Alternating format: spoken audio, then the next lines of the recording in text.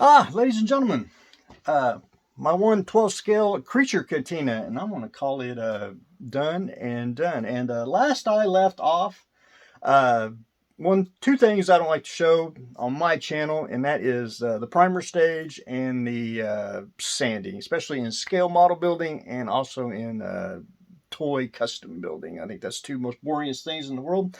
So the first thing I did once I got it all assembled, especially on EVA foam, is take Mr. Heat Gun and go over the entire surface, which actually doesn't shrink the foam. It just condenses the surface down, just tightens everything up. If you ever made like cuts and use a heat gun on it, it'll expand the cuts and make everything well defined. Also, if you want to do the curve, do the heat gun and bend the curve, and once it cools, it'll keep its shape. Another thing is the next stage is primer. And on EVA foam, you could paint it using acrylic paint. You can use rattle can paint to paint it. But you need really a sealer to seal everything. Plus, it kind of fills in some of the pores and all that. And I, like everyone else for the EVA foam, I like to use Plasti-Dip, and you can get this any color, red, green, yellow, whatever. I use the black for the base coat. Also helps with shadows. If you missed a spot, it just it also even change some of the color depending on what you want to spray. Again, one thing I like to show, I never show the I never paint the back or the bottom. Just I always leave it raw. It just makes it I want to say my calling. Just one of those things. You might be able to see some of the black spray here. Again, off to the side, not going to see it because it'll be up against a wall or a case. And then painting.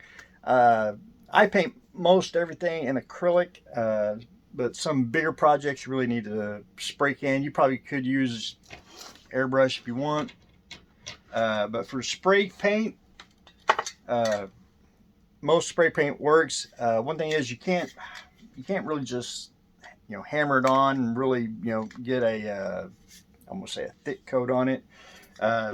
Your cosplayers, when they have the foam, it's not on there real thick, because if it is movable, I don't want it to crack or anything like that. Same way with a base or anything of that nature, and it won't be tacky. And the one thing to do on that is just to mist it way out here, get you along quite a few distance misting, and then you'll have, I did like 2 or 3 different colors of browns, just to give I didn't want to go the orange, old Kenner orange. I wanted just a tad bit darker, and I went with this route.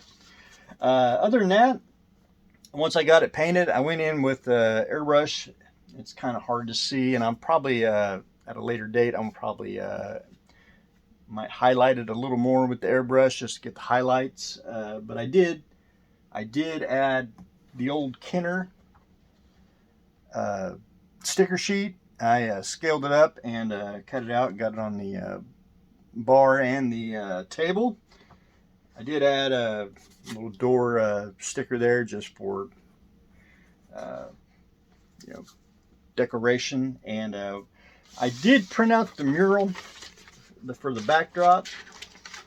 And again, I may figure out how to make a leave it for Star Wars, or I will do this as my original plan is just a generic bar Kenner style, which I always thought growing up that's what it should be.